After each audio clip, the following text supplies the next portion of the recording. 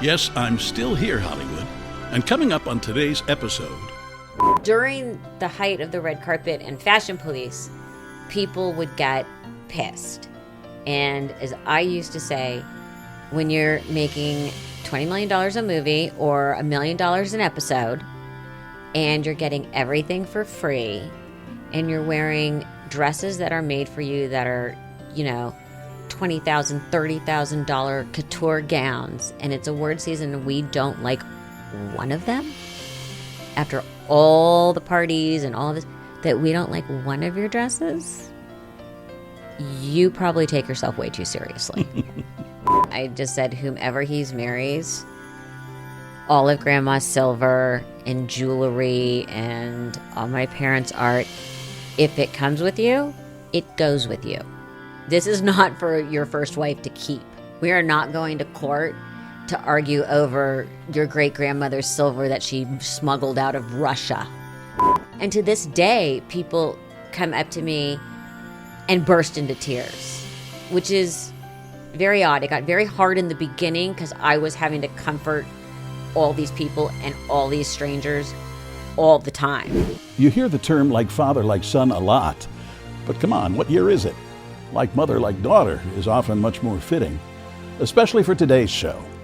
Because there was one mom-daughter team that ruled television for a while. The mom was one of the most famous comedians in the history of stand-up. The daughter, a chip off the old block. Not with comedy per se, but with an unvarnished honesty that related to viewers. This is Still Here Hollywood. I'm Steve Kmetko. Join me with today's guest, producer and host and friend, Melissa Rivers. I was going to sit down and write questions, and then after we talked yesterday, I thought, Why? Right. I just want to have a conversation. So I don't have anything formal written down. I can start us off. Okay. Because I just remembered this. Actually, I always think about this. You were the first one who had the information. You made the announcement when Cooper was born. Oh, I did? You said, the E family tree just grew another branch today. Oh. How about that? Because we told E, obviously, first. And I still remember that. And tell me now, how old is Cooper? 23. Oh, and then you said, Joan has survived and Melissa's doing fine too. You said something like that, it was something very funny. And I remember you went, and Melissa's fine too. It was probably written for me. It doesn't matter. I'm not that clever. But it was, it's the weird little things you remember. And it was when the set was all white with the goldfish. With the goldfish. And neither one of us knows what happened to the goldfish. No. One year, though, at the Grammys, it was Todd Newton and I in our one-on-one room, and they had a whole wall of goldfish, all in little bowls. And then at the end of the night, everyone's like, well, what do we do with the goldfish? And so, I think I took home 2. Todd took some home because they were also, because of the lights being so hot, some of them weren't having a great day. Yeah. Yes, I know that feeling. Yes. So, one of the things I would like to know, tell me what you're doing now. I know you're doing a podcast yourself. I'm doing a podcast called Melissa Rivers Group Text. And it basically started out as more opinion-driven and conversational, and now it's basically conversations with celebrities. Are you enjoying it? I am. I didn't think I was going to be, and I think I went through a phase where I didn't, and now I really do. And I don't know if it's because I figured out what my audience likes.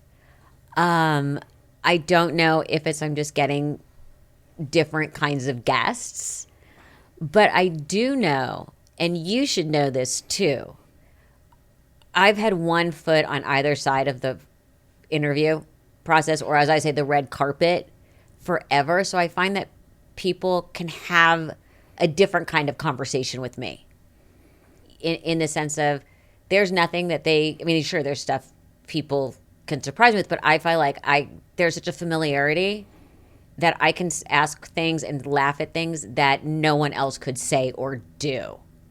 Just because everyone's aware I've lived this sort of weird double life. Well, and you've seen it all up close. My mom went into labor on stage. So it's like, everyone's like, how long have you been in the business? I go, I suppose in utero. I don't know if that counts. I seem to remember your mother being pregnant and doing her acts. That was a correct memory I Yes. had. What was it like being Joan Rivers' daughter? I get asked that all the time as well. And I never know how to answer it because it's the only mom I ever knew. People say, what was your life like? Did you want to? It's like, it's not like I went to the neighbor's house and lived there for a couple weeks and came back and went, well, I choose this. My parents made such an effort. I always think of it as the separation of church and state. It was always the career. It was a family effort. And my parents actively worked to make a very traditional home life. So there was like the fake life and the real life. So people say, what was it like? I'm like, was there a whole different half of our life? Of course. But my parents always had their offices in our house. So I was always exposed to it. But at 6:00, the phones went off. And we sat down to dinner every night. To the day my mom died, her phone at her apartment was answered, Rosenberg residence. Yeah, it's such a split, right? You never think of it like that. Right. And then people always ask, was your mother funny at home? I'm like, yeah, it was hilarious when I was getting grounded. Ooh, give me those keys. My father was a Baptist minister, and his boss had a little more clout than mine. But I used to get jealous because he always seemed to have time for his parishioners. Every night of the week, he was at a hospital or a meeting or something like that. Did you ever get jealous of your mother's career? Because it took a lot of time, and I saw it up close. She was a very hard worker. Yeah, it was kind of like having a sibling. I don't think I ever felt any kind of sibling rivalry, but I think it's because my parents made it that way. They made sure that there were clear lines. My mom would fly through the night to make it to a softball game. My dad would travel a full day back from Europe to make it to a school play.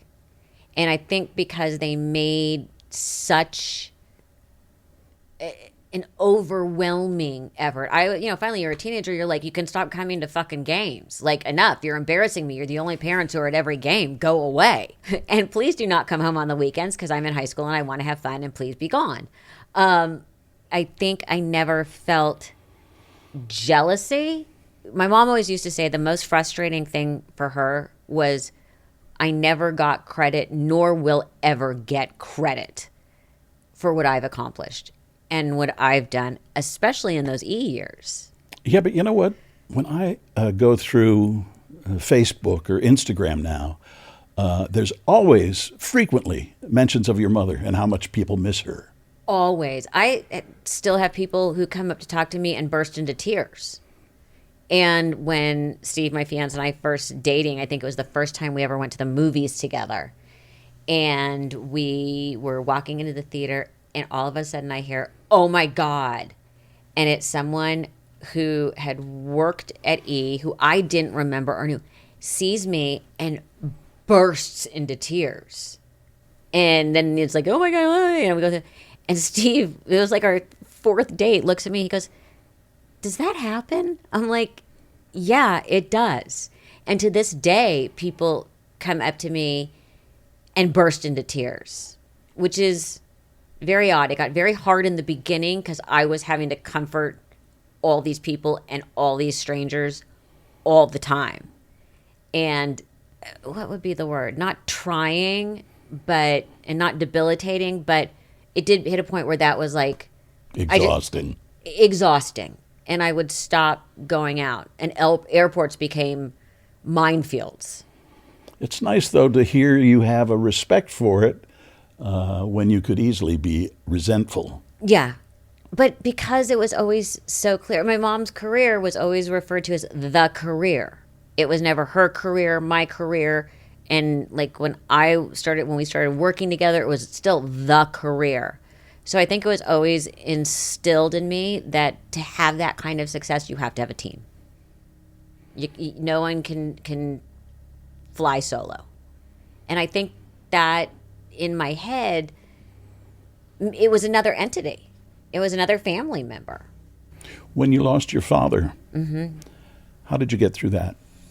Suicides. You were a sophomore in college, right? I was going into my sophomore year in college. Suicide's complicated. And I'm a big advocate for suicide prevention. I'm the co-chair of the board of D.D. Hirsch Mental Health Services and Suicide Prevention, which is, this year I think we became a $100 million agency, which is very exciting. I do not know why I'm allowed to have all this responsibility, because luckily I have a co-chair who's very, very serious and runs everything, on the schedule and checking stuff off. And I'm like, okay, next up, so it seems to work. How do you get through it? Grief is grief is grief. That's what I always say to people. But different kinds of grief come with different kinds of baggage. And suicide comes with a lot of very complicated questions. But I come from a family where you just keep going. It was also public, though. And at the time, things like that were not public. It wasn't TMZ. It wasn't 24 Hours news cycle. It wasn't any of that. And that, I think, was the hardest part. For me, was the complete and total, for the first time in my life, feeling like I was stared at all the time. And felt like people would kind of point and whisper, and people not knowing what to say to me. And some days I couldn't get out of bed, and some days I could. And I went back to school 3 weeks later. And I think that forced me into, some days I could take one step, some days I couldn't. My grades weren't the best that year. And socially it became very awkward because, again, everybody knew. But you just go. What do? You can't lay down. Can't give up. 19 years old. And my family, as you know, we're not quitters. No. We're like frickin' cockroaches. It's going to take a lot to really get us to stop. But what's interesting is something that was one of the most horrible things in my life has turned into something that has given me such purpose on a philanthropic side. Did you ever wish that you'd had the opportunity to talk to your father? Of course I did. Did you go through a period of all the things I wish I'd said kind of thing? Not then. I think I would have made some different decisions. And I think, the lack of maturity. I wish I had said certain things. I wish I'd had made a couple different phone calls. I wish when he left for Philadelphia that I wasn't sound asleep and he just came in and said goodnight. Bye, I'm off. Obviously, I've known I would have done something differently. Mm-hmm. But back in the time, mental health was not a big topic. It was still something to be embarrassed about and shameful and all those things. And then people started talking about mental health, and now people actually talk openly about suicide. So we've come a long way. Grief is a hard thing to get through, and everybody goes through it differently. And that's why I say never judge anyone when they're going through grief. But sometimes you have people that stay grieving so long that you want to pick them up and go, okay, time to get it together, because the person who died would not want you sitting here in a puddle. I had a sister who came out to visit me here in Los Angeles in 1990 and went swimming in my pool while I wasn't home. She was alone.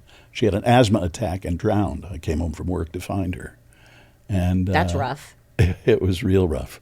And every year when that date rolls around, even through a year, things happen and you wish they were here to talk to her.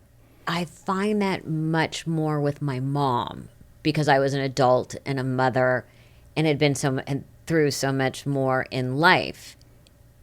And what gets me crazy is there's just certain things that I don't have her to share with. I don't, and the jokes and the history and the people that she'll be like, well, you're not going to believe who I ran into.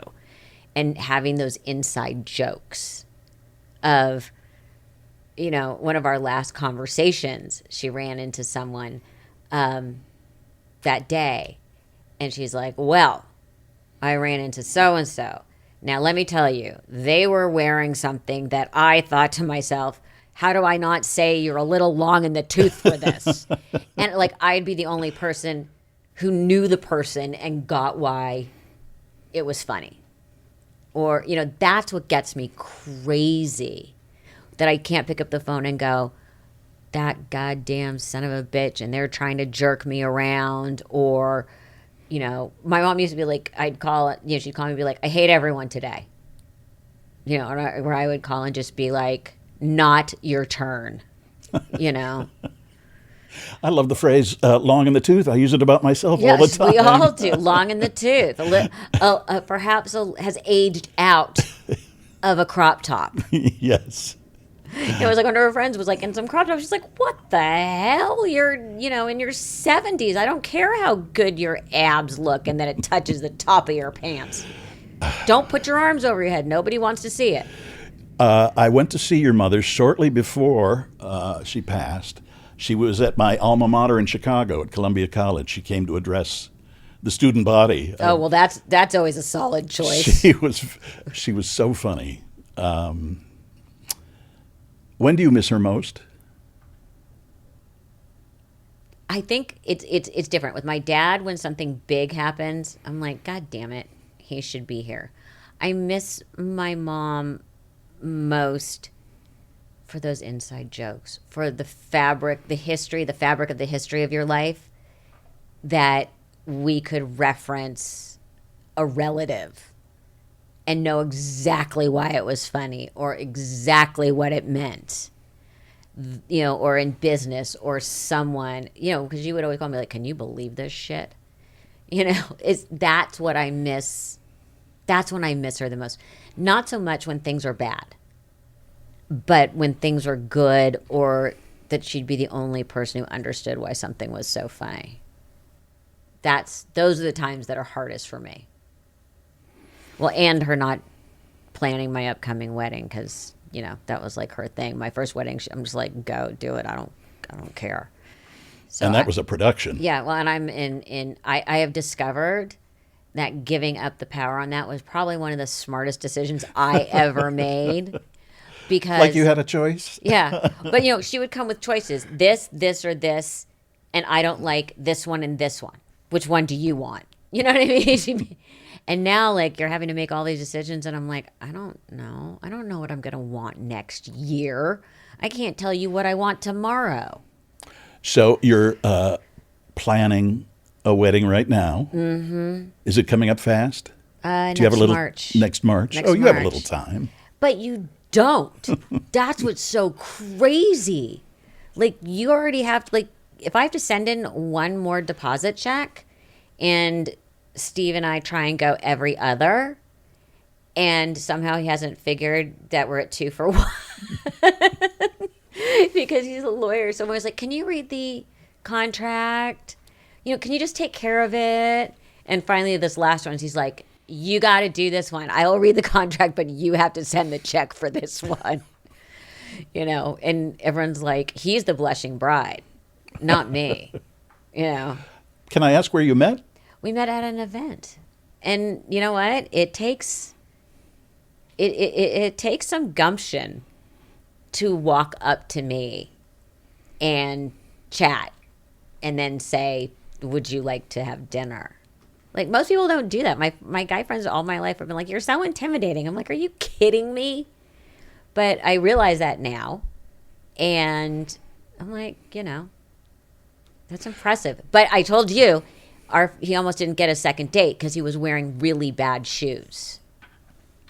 Really bad shoes. And that makes a difference, huh? Look who you're talking to. I mean, come on. Let's be serious. It was like, oh, good. Ugh.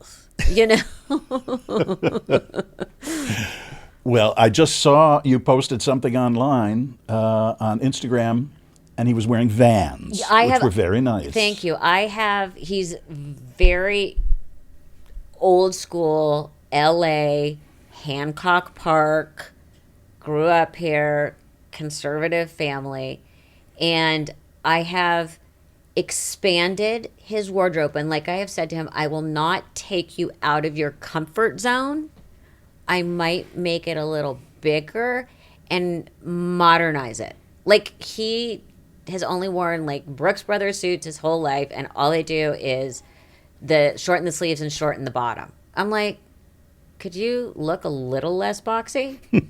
So he bought some new suits, and like, I had them fitted to him. And he's just like, I've never done this. And suddenly everyone's like, God, you look really nice. You working out? And I've gotten rid of those horrid shoes. I have totally upped his shoe game. Sometimes I just go out and get them and bring them home. Tell me about Cooper. Oh, God. Mommy's little angel. He's great. He just graduated from Berkeley. Been a college athlete. What was his major? Media studies. Oh. Which we always joke is like a Netflix degree. Like, you're not really sure what it means, but it's all the new, his specialty is like all the new media.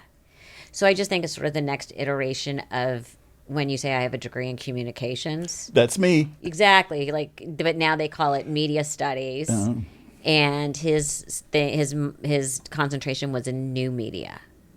So that's very interesting, but he's working in the music business. He's a second assistant to an agent, and they don't call it second assistant anymore. I don't know what they call it. But he comes home and he's like, I'm this. I go, so you're the second assistant. And he's like, well, I guess. I go, do you know what that means? He goes, no. I go, you're the bitch. And like 2 days later, he comes home and goes, you're right. I'm just the bitch. I'm like, welcome to the world, my little friend. He comes home face down. Like, he can't believe his hours. And because it's the music business, he has to work a lot of nights. And he's learning fast. Aren't you glad you have a certain amount of knowledge about the business? Yes. So, but his whole thing was, I'm never going to be in the entertainment industry then. I'll be in the music business. So it's just a matter of time before he's like, I'm going to produce TV shows. But no, he loves being in the music business. And he's very good. He has a good ear, as they say. And now he's learning all about how to book tours. Yeah, he's an adult. He is a full-fledged, functional, for the most part, adult human being. And not that screwed up. So I'm kind of proud of that. Yeah, you should be in this town. Yeah. Any possibility he might make you a grandmother one day? I'm sure at some point, but what I've always said, because, well, I'm just me, I just said whomever he marries, all of Grandma's silver and jewelry and all my parents' art, if it comes with you, it goes with you. This is not for your first wife to keep. We are not going to court to argue over your great-grandmother's silver that she smuggled out of Russia. It's like a library. You can borrow it while you have him. But other than that, it's coming home. And he's like, Mom, you're so terrible. I'm like, trust me on this. It's just a lending library. That's a good way of looking at it. Yeah. I think it'll disappoint potentially a missus at some point, but again, not my problem. Let me go back 1 second for a little bit. Do you have any advice for people going through grief? Oh, absolutely. First of all, no one tells you how to grieve. Don't let anyone box you in to a corner. I always say what I've discovered is the dying person's the star of the movie, but they have the easiest role. It's everyone left behind. It's everyone dealing with everything. When my friends have a loss, I always text them immediately and say, I'm here for you. I'm on your side, whatever that means. I'm not much of a candy coater. I'm like, it sucks. It's awful. It's terrible. You're going to be miserable. It is going to pass. And if I'm not going to keep reaching out for the first month. If you need me, I'm here. But starting a month from now, I'm going to start blowing you up. Because what people, I think, don't realize is it's not the first month because everyone's still there. Dealing with grief really sets in the second month when nobody's calling to constantly make sure you're okay. And I think, again, you could just all you can do is try and put one foot in front of the other. And for people who are going through grief, I always think about, and again, this is generalizations. This is not someone who loses a child. This is not those kinds of things. This is like adults losing adults. Does that person really want you to be miserable for that long? Do you, it becomes, I always try and impress upon people, it becomes bittersweet. And for me personally, the first year after losing either parent was easier than the second year. The second year is when it became real for me. And when you're going through grief, first of all, talk. Anyone who does not talk to a therapist, get into a group, any of that, do not isolate. Let people be nice to you. This is the time in your life where you can guilt-free have people do things for you and help you. And I like tell people, it's one foot in front of the other. And some days you can't make it out of bed, and one day you can make it to the bathroom, and the next day you can make it to the front door, and then maybe you can't get out of bed for 2 days. You just have to allow yourself a reasonable amount of time. But I firmly believe when we lose someone, they don't want our lives to end. And you're doing their memory a disservice if you don't at some point get it together. I've had friends who can't get out of it, and then I've sat them down and been like, enough. Your husband or your mother or your father or your sibling is not looking down or up, depending upon what your beliefs are, wanting you to be miserable for the rest of your life. And I think that's such a hard mindset. And as I say to people, I don't candy coat. When I hear it and someone's like, I go, let me just tell you right now, it sucks, it's terrible, it's awful, it's miserable, it's wrong. Don't tell me they're in a better place because I'm in a shitty place. Yes, are they in a better place because they're out of pain? Yeah, well, now, I'm not in a better place. And I always tell people, I'm like, don't candy coat it. It sucks. It's fucked up. And I think very often my advice to people is own that. Own it. It's okay. It's okay to say this is awful. And I think too many people try and candy coat. When friends talk to them, they try and like, oh, it's like, no, this is horrendous. But own that and get through it. And that's where people get stuck. And that's why you need support groups, and that's why you need therapy, and that's why you need friends, I hope like me, who say, I'm here, I love you, this sucks, you reach me if you need something, I'm here 24/7, but just know in a month from now, I'm going to be blowing you up, because that's when you need people, when everybody goes home. I think that's very good advice. I think on both sides.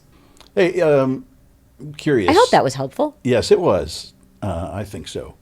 And that's all that matters. By the way, I'm the only one you're talking to right here. Excuse me. It's your show. Hey, do you ever have people who you and your mother may have dissed a little bit on the red carpet? Mm-hmm. Are there people who still remember? Oh, I'm sure. But they don't come up to you and say... Well, during the height of the red carpet and fashion police, people would get pissed. And as I used to say, when you're making $20 million a movie or $1 million an episode, and you're getting everything for free, and you're wearing dresses that are made for you that are, $20,000, $30,000 couture gowns, and it's award season and we don't like one of them, after all the parties and all of this, that we don't like one of your dresses, you probably take yourself way too seriously. Like, seriously, it's like, get over yourself. I look back on pictures and go, how the hell did I wear that? Or what was I thinking? I've been skewered 1,000,000 times. But that's part of it. I'm sure people out there, but when I see people, they're usually very lovely. And that was fascinating when my mom died. Katy Perry posted, what's the point of wearing all these ridiculous outfits if Joan's not here to comment on them? And I think people realize that too late. But at least they're realizing it now. Yeah, my mom used to say, just wait till I die. I'm going to be the second coming. And that's been the truth. But unfortunately, she was not treated that way when she was alive. All those years on the red carpet, we were invited to the Vanity Fair party twice in all those years. And one of the years that we didn't get invited, my mother was in the magazine that year. Always outsiders. I'm still an outsider. I am. I just, I don't get invited to all these things. I never did. My mother never did. I've never been inside the Academy Awards. We'll be back in a moment. Award shows are just everyone's so careful now. None of the red carpets are fun anymore. No, they don't. Nobody wants not to the same. And nobody wants to say anything. You're not allowed to say, who are you wearing? Yeah, neither have I. People always say, Or what the was it Golden- like going to the Academy Award? Or the Golden Globes, or the Emmys, or you know what? I do know that they're very boring. The few times I have been there in my life, just like, it's only interesting if you're up for something. And most people present and get out. The Golden Globe parties, I don't know if you remember this, were the most fun because it was all in one hotel. So you'd be riding in the elevator with everybody. But I don't think they even do that anymore. No, I think they've split them up and they're in different places now. The studios have their... But it was so fun. there and I were. still think the Golden Globes are still the most fun. Robin Williams said that to me once. I interviewed him. What was he up? He was nominated for... Good Will Hunting. Good Will Hunting. And I asked him which award show, because he was nominated for everything that year, which award show was he most looking forward to? And it was the Golden Globes. Well, also, I think the Globes was early enough in the year that people had just come back from vacation, so casts didn't hate each other yet. Everyone was still, happy to see each other. But the Globes was always the most fun. It's just a different, looser vibe. And it still is that. But award shows are just everyone's so careful now. None of the red carpets are fun anymore. No, they don't. Nobody wants not to the same. And nobody wants to say anything. You're not allowed to say, who are you wearing? That's right. That's right, because it's sexist or something. And it objectifies. Yeah, it objectifies. That's it. But my whole thing with that, and it's always been this way, because there are a few actresses that started the whole ask me more thing. If you're getting a dress for free, something tells me there's kind of an unwritten contract that the designer is giving you a $30,000 dress to wear. They want you to say their name. Last time I checked, it's a deal. So you're not upholding your end of the deal, as far as I'm concerned. If you bought it yourself, you don't need to say anything. If someone's made it for you or lent it to you, kind of rude if you don't. Yeah. Yeah, it is. But, we're looking at it from a different viewpoint. More you mean when it used to be fun? That viewpoint? That too. When it was loose and fun. And when it was everybody loose wasn't, and fun. And everyone wasn't terrified, and Publicist wouldn't, freak out. Well, they always freaked out, but, not let people talk to you because they were scared. Well, I think, that was always fun, wasn't it? But I think you and your mom are responsible for giving a lot of people work. I like to think a lot so. of stylists if I was smart, weren't stylists before. But if we had been smart, we would have started an agency and be getting 10% off everybody. Hindsight is 20/20. And it's so annoying. It's like I say about my ancestors. What, you couldn't have, while you were digging for potatoes in the ground in Russia, you couldn't have come up with Velcro? You know what I mean? Because Velcro was discovered by someone because of the little things that would stick to their socks. And someone one day thought, oh, this is interesting. What, the Russian peasant couldn't come up with that? I got your peasant hands. You could have at least left me some money, or the heiress to the Velcro inventor. Did you ever feel bad about criticizing someone? Yes, but, and I'm taking my mother's humor out of it. We never went after the person. We never said they're a bad person. It was so shallow. You know what I mean? And that's why it was great. It was like candy. And my mother was hilarious.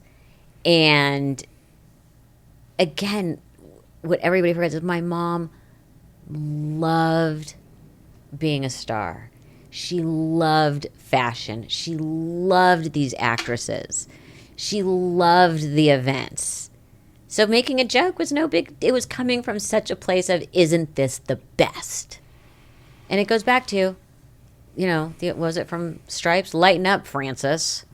We don't like one of your dresses when you've had 20 outfits for free in the award season.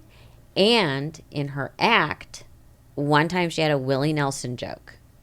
And she heard it upset his daughter. It was out of the act the next day. There was definitely, and we never went after what we called civilians. That wasn't fair. We did have rules. You're not going to go after civilians. You're not going to go after someone who is going through a very hard time. You're not, and as my mother always said about her act as well, you have to be so famous for someone to make a joke about you and have everyone get it. Your career is in a pretty good spot. This is true. They have to have a working knowledge of you to understand why the joke is funny. Sofia Coppola put it great once. She's like, the first time she's like being interviewed by you and your mom on the red carpet's like a sign of like you've arrived. And everyone takes themselves so seriously. Most laughed at it. Some took it too seriously. Why did Fashion Police go away? Which version? Okay, so the first one ended when we left E and went to TV Guide. And then we did it at TV Guide. Then we left TV Guide. And E tried to do different versions of it. And then they came back to my mom many, many, many, many years later and said, we're going to do them as specials. Do you want to come back? And she said, okay, let's see how it goes. And then they're like, well, we want to turn it into a series. And that's when she said, I'll only come back if Melissa produces it again, because I was producing the first one because she trusts me and she knows I'll protect her. And I never say this out loud, but I'm good at my job. And then we went to a weekly, and then my mother passed, and we went through a horrible experience, upheaval, where the show I honestly believe we went back too soon. Everybody was still in so much pain because we were such a family. And they were going to start trying out different hosts, and they came, and I knew in my gut the only person that the fans would accept would be me. And I fought, and they weren't going to give it to me, and I called and I said, I'm done. And 24 hours later, I had the show. And we went on for another 2 years, and then we became too expensive. As we always say, you can't spell cheap without an E. I remember that saying. Yes. My mother used to say that, remember, you can't spell cheap without an E. And it got too expensive between me and Juliana and other people. We priced ourselves out, or as some of the executives say, you can't ask someone to keep working who needs oxygen while you're standing on the tube. Yeah. And I think they made a mistake. But you couldn't do it now because it's not PC. I reminded you yesterday when we were on the phone that you and your mother were the first two people to call me when you found out that I'd lost my job, or that E wasn't. You were unceremonially escorted. Yes. Out of the building. Right. On the day of the Emmys. Mm-hmm. Had you already been on air that day? No. Nope. Got a call at home. Which, by the way, that management was the reason why my mother and I left. That same group of executives who took my mother and I to lunch at the Bel Air Hotel. And our contract was coming up, and the head of the network at that time, what was her last name? Mindy Herman. Mm-hmm. I'm not scared to say it. Looked at us across the table and said, we're not sure we're going to continue doing red carpets. Then why does E exist? Yeah, but it's a lost leader, even though it's a tent pole, and we don't know if we're going to continue doing it. Which is a great thing to say to two nervous, twitchy Jews who then get on the phone and go, oh my God, And hey, a Gentile can act that way too. Exactly. we make the deal with TV Guide. We make the announcement, and the first phone call we get is from the Roberts family, who owned Comcast, and said, "What the hell is going on?" Mindy never reported in what was happening. Yet we all survive. Enough. That same person said to me across her desk, "I always knew you were a man of integrity," and got up and came around and hugged me. And on my way home from work that day, I got a call from my agent who said, "They're still firing you." I'm glad you think I have integrity. You don't have a job, but I appreciate who you are as a person. Mm-hmm. Oh, well, let me cash that check. Yeah, right. But then she did not leave E in favor in the good graces of the powers that be. I know. I stored those new articles from the LA Times on my phone. I read them whenever I'm down. Isn't that funny? We all have those things. We all have those things where you're like, remember when you said that? You know. But Hollywood is made up, and the entertainment industry is made of people with so many hurts. You've spent your entire life here in Los Angeles, haven't you? Just about. Yes. I always thought you were more East Coast. I think it's an East Coast sensibility that I was raised with, and I went to school for 4 years back east, but my parents were here since I was 3. And that's why they shipped my ass cross country for college. Like, you need to get out. And I did that with my son for the first 2 years. I'm like, you have to get out of LA. This is not reality. This town has nothing to do with the real world. Isn't that funny? And people think it's the most wonderful place to come. No, and it is a wonderful place to it live. is. And you can do very nicely here. But I remember going back to when I moved back to Chicago, you tend to think, when you live here, you tend to think the entire world orbits around Los Angeles and New York. Mm-hmm. There are people in Chicago who couldn't care less about LA or New York. And by the way, I love Chicago, except in the winter. Except in the winter. Yeah, but I love Chicago. I think it's the second city. That's why Second City was called Second City. But I love Chicago. But what was so interesting, when Cooper first left for school and I was moving him in, and I was like, it was a small school. We were both in total culture shock because he's moving into Ohio. And he's like, "Oh my God, there are no cute girls." And I'm like, "Honey, it's because you grew up in LA. Give it till second semester." And then by second semester, he's like, "Oh yeah, there, lots of cute girls." But you grow up in LA, it's so warped. As my mother would say, it's the 0.00001% of the girls that were pretty in their home, the number one pretty in their hometown. And that's where LA is just, and the men too. It's like, it's just not reality. It's not reality. And that's why I think it was so good that my son got out of here. Like, my parents literally, I remember sobbing hysterically on the plane flying to Philadelphia. I didn't want to go. And it's the best thing they ever made me do. My brother used to do the same thing. Steve needs to he was the oldest, I was the youngest. He needs to go away to school. Yeah. Get him out of the house. But yeah, leaving LA was the best thing I did for 4 years. And I was very fortunate that I could go back and forth to New York because my mother moved back to New York after my father passed away. Which apparently was some sort of a deal that my parents had, some weird pinky swear blood oath, that when the other one died, the other one could move back to New York because they both hated living in LA. Really? Hated it. Never, all those years, they loved our house. They loved our friends. Neither of them were LA people. My mom used to joke the only time my dad didn't wear a tie was when he was asleep. Is there anything your mother left you that you treasure most of all? Apart from your personality and your sense of humor. Well, that's what I was going to go with. Yeah, I have. My mother was a very good artist. And one year we were sitting on the beach on vacation, and she did this little sketch of me and Cooper. And I have those two little and they were like on scraps of paper because she would just doodle. And I have those framed in the house. I know, it's like, what would you grab if your house was on fire? I would grab that. There's a couple other things that I would grab.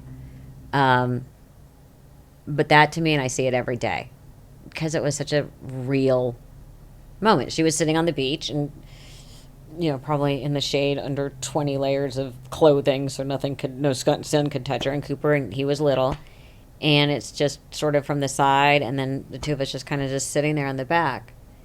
And she was just doodling. She was a great lady.